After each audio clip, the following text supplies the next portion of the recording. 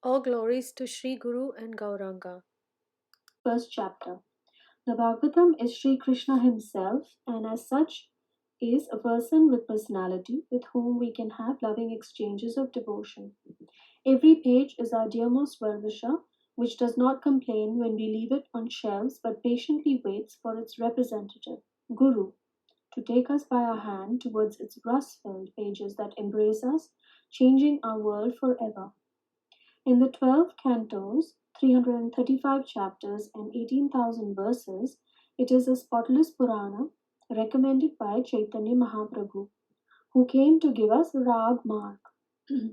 Its 10 topics are revealed at the end of the second canto. Among them, the 10th canto is the Ashraya, as it sheds light on Bhakti of the gopis, the Ragatmika Parikars of Krishna, whose footsteps we aspire to follow. This is the topmost truth that is given to us when we meditate with a submissive heart. Satyam Paramadhimahi, which ultimately means bhakti, is the conclusion of the first verse of this mature, ripened fruit, which is an invocation with 5 conclusions, which leads us to the absolute truth, bhakti. This has been given to us by Srila Vishwanath Chakravarti Thakur in his commentary. In the first conclusion, we meditate upon the power, the effulgence of Brahman. But that not being our goal, not for the intelligent, we go higher on our meditation to the second conclusion, Lord Narayan, who is worshipped in the mood of Aishwarya in Vaikuntha.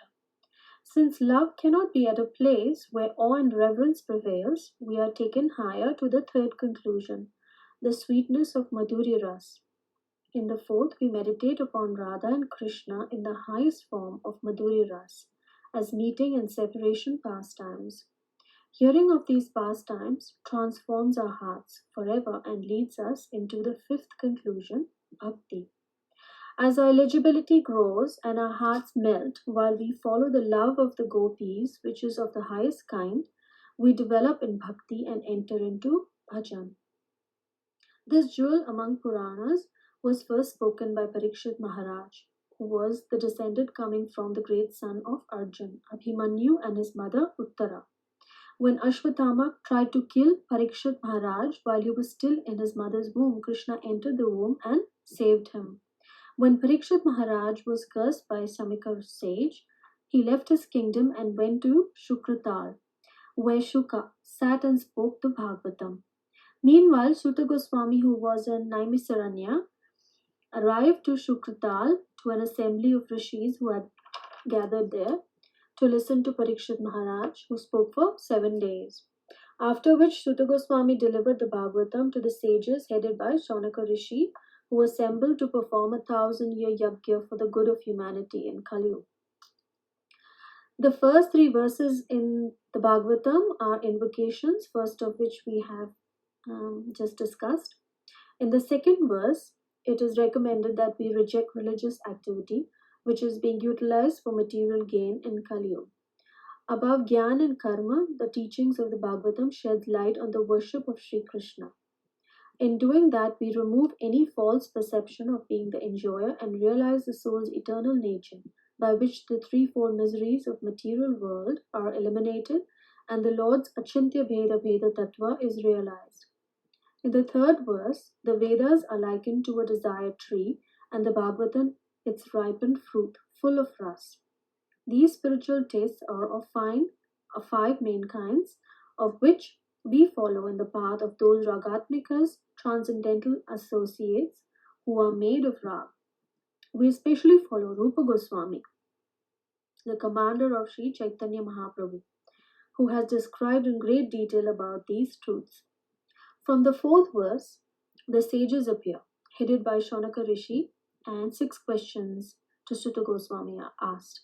The first query is about the absolute goal for humanity. Since they could foresee the degraded nature of Kali Yuga, the sages are anxious to disentangle all fallen souls of this age and are seeking the remedy. Next, they ask Sutta Goswami to explain the essence of all the scriptures, by which the hearts of all people would be satisfied.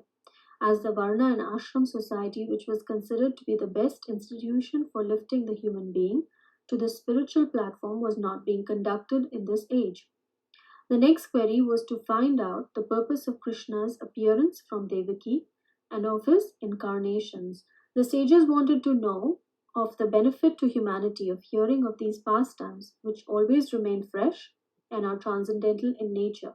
The process liberating the hearer, Shravanam. The sages then revealed that they had gathered to hear of the transcendental message of God for the benefit of the human race in Kali Yuga. Finally, since Sri Krishna had departed for his abode, the sages wanted to know of whom the religious principles had gone to take shelter of. Thus ends the first summary of the first chapter of Bhagavatam. Vanchakalpatripascha kripa sindhu patitanam pavanibhyo vaishnavibhyo namo namaha.